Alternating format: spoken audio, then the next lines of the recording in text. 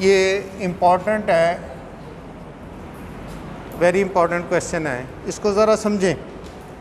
वो क्या कह रहा है, कहता है कि A B C are the ये 3 वर्टिसेस हैं। सबसे पहले कि ये हमारे पास होती है ट्रायंगल, ऐसी ही होती है ना, राइट एंगल ट्रायंगल, ऐसी ट्रायंगल जिसमें एक एंगल जो है ना वो 90 डिग्री का होता है। अब वो कह रहा है कि आपने बताना है कि ये जो जहाँ पे दो लाइनें आपस में मिलती है ना, इसको हम कहते हैं वर्टेक्स। क्या कहते हैं? वर्टेक्स। एक ये वर्टेक्स है और ये वर्टेक्स है, यहाँ भी दो लाइनें मिल रही हैं, और ये इसके कितने वर्टेक्स हैं? 3। तो वर्टेक्स की जो प्लूरल है उसको हम कहते हैं वर्टिसेस। वर्टिसेस जो है ना वो वर्टेक्स की प्लूरल होगी।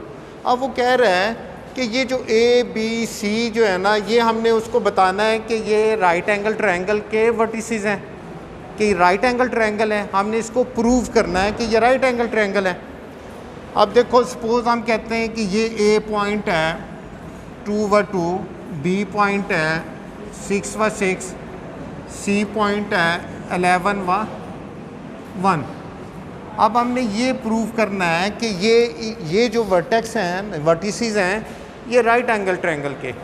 अब देखो कि बेसिकली हमने क्या प्रूव करना है। राइट एंगल ट्रायंगल पे आपने देखा है कि एक थ्योरम अप्लाई होता है। राइट एंगल ट्रायंगल में एक थ्योरम अप्लाई होता है। वो क्या होता है कि ये आपका है हाइपोटेन्यूज, ये आपका है, इसको हम कहते हैं बेस, इसको हम कहते हैं परपेंडिकुलर, कहते हैं ना। तो एक है पाइथागोरस थ्योरम, मसला फिसागोरस। पता है किसी को क्या होता है? क्या होता है? वो होता है कि हाइपोटेन्यूज का square is equal to perpendicular का स्क्वायर प्लस बेस का स्क्वायर। यहाँ आप कह लो कि ए सी का स्क्वायर इज इक्वल टू ये बी सी का स्क्वायर प्लस ए बी, ये ए बी का स्क्वायर बेस होगी ना, परपेंडिकुलर जो है ना बी सी, तो A C the whole square is equal to A B the whole square plus B C the whole square. यही पाइथागोरस थ्योरम होती है ना। और ये पाइथागोरस थ्योरम सिर्फ राइट एंगल ट्रायंगल पे लगाते हैं, दूसरी ट्रायंगल्स पे नहीं लगाते, ये भी पता है आपको। इसका मतलब है कि अगर हम ये वाला पाइथागोरस थ्योरम प्रूव कर देंगे, ये वाली चीज़ साबित कर देंगे, तो इसका मतलब है कि ये जो वर्टेक्स है ना, ये राइट एंगल ट्रायंगल के वर्टेक्स हैं। अब उसके लिए हमने क्या करना है? हमने करना है, अब ये क्या है, ए सी क्या है, ये डिस्टेंस है 2 पॉइंट के दरमियान। ए सी क्या है? 2 पॉइंट के दरमियान डिस्टेंस है। ये क्या है? हमने ए सी का स्क्वायर हमने मालूम करना है। इसका मतलब है हमने इन 2 पॉइंट का डिस्टेंस मालूम करना है, इन 2 पॉइंट का डिस्टेंस मालूम करना है, इन 2 पॉइंट का डिस्टेंस मालूम करना है। वो हम इस थ्योरम में पुट कर देंगे, तो अगर लेफ़्ट हैंड साइड बराबर आ जाएगी राइट हैंड साइड के, तो वो वर्टिसेस हैं राइट एंगल ट्रायंगल के। तो इसमें हमने क्या करना है, सिर्फ वही जो मैंने बात बताई थी कि आपको ये डिस्टेंस फार्मूला आना चाहिए, क्वेश्चन सॉल्व हो जाएंगे। अब हमने डिस्टेंस मालूम करना है ना, तो सबसे पहले देखो, हमने इसको प्रूव करने के लिए, या अगर इसको नहीं आप करते हो, आप ए बी डिस्टेंस मालूम कर लो, बी सी डिस्टेंस मालूम कर लो, ए सी डिस्टेंस मालूम कर लो। अब ए बी हमने डिस्टेंस मालूम करना है, तो अब मैं वो नहीं लिख रहा उसको, ये ना फार्मूला, या एक में मैं फार्मूला लिख देता हूँ, बाकी में मैं नहीं लिखूँगा। ठीक हो गया। अब देखो कि हमारे पास है, हमने ए बी डिस्टेंस मालूम करना है। ये ए है, ये बी है, इसको हम कह देंगे x1, इसको हम कह देंगे y1, इसको कह देंगे x2, इसको हम कह देंगे y2। ऐसे ही है ना, 2 पॉइंट्स होते हैं, तो हम एक को x1, एक को y1 और y2। अब ये हमारे पास आ जाएगा, फार्मूला है हमारे पास x2 minus x1 the whole square plus y1 the whole square. अब हमने क्या करना है, x2 कितना है 6 minus 2 the whole square plus 6 minus 2 the whole square. 6 minus 2 कितना हो जाएगा, 4 का स्क्वायर प्लस 4 का स्क्वायर, ये कितना आ जाएगा 16 प्लस 16। तो ये कितना आ गया 32 अंडर रूट। ये हमारे पास आ गया A B distance, A B distance. हमने ये जो थ्योरम प्रूव करना है उसमें हमें चाहिए ए बी का स्क्वायर चाहिए ना, वो वैल्यू हमने इधर रखनी है। तो हम इसका जब स्क्वायर करेंगे तो यहाँ क्या आ जाएगा हमारे पास 32 आ जाएगा, स्क्वायर अंडर रूट से कैंसिल हो जाएगा। ये बात समझ में आ गई कि ये देखो ये है ना, जब हमने ये किया तो ये ख़त्म हो गया, तो ये 32 आ गया। क्लियर हो गया। हमने अब ये मालूम हो गया हमारे पास ए बी। अब हमने क्या करना है, बी सी मालूम करना है। जब बी सी मालूम करेंगे ना, जब हमने बी सी मालूम करना है, ये देखो कि बी सी डिस्टेंस है, तो बी सी जब करेंगे तो ये हमारे पास x1 हो जाएगा और ये y1 हो जाएगा, ये हमारे पास x2 और ये y2।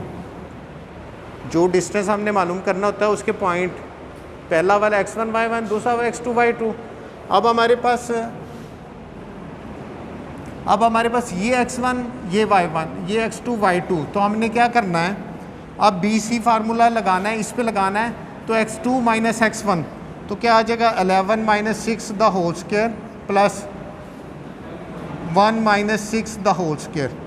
11 माइनस 6 5 का स्क्वायर, ये कितना आ जाएगा माइनस 5 का स्क्वायर, ये 5 का स्क्वायर 25 तो ये कितना आ गया 50 अंडर रूट। ये आ गया बी सी, तो बी सी का स्क्वायर कितना आ जाएगा 50 आ गया।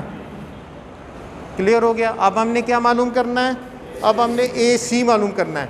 जब हमने ए और सी को लेना है तो फिर हमारे पास क्या हो जाएगा, ये x1 हो जाएगा, ये y1 और ये x2 y2।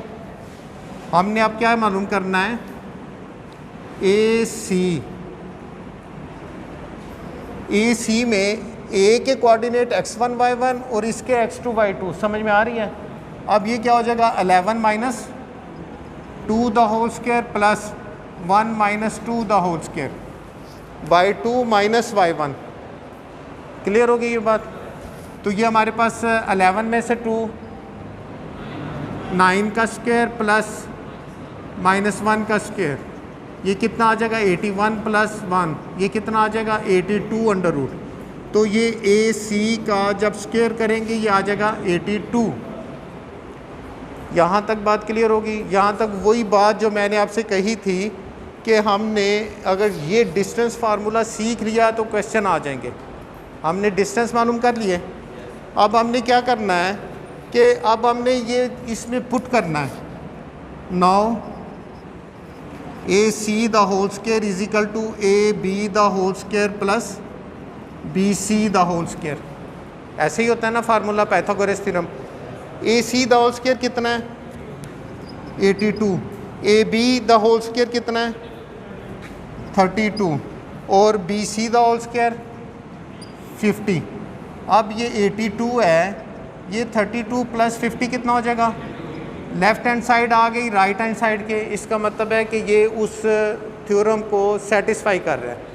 तो हम कहेंगे हैंस द गिवन, उसने कहा था कि आप बताएं कि ये जो वर्टिसेस हैं ना, ये वर्टिसेस हैं राइट एंगल के।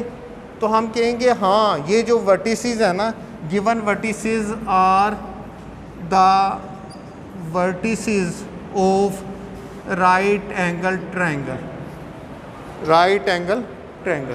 तो ये प्रूव हो गया।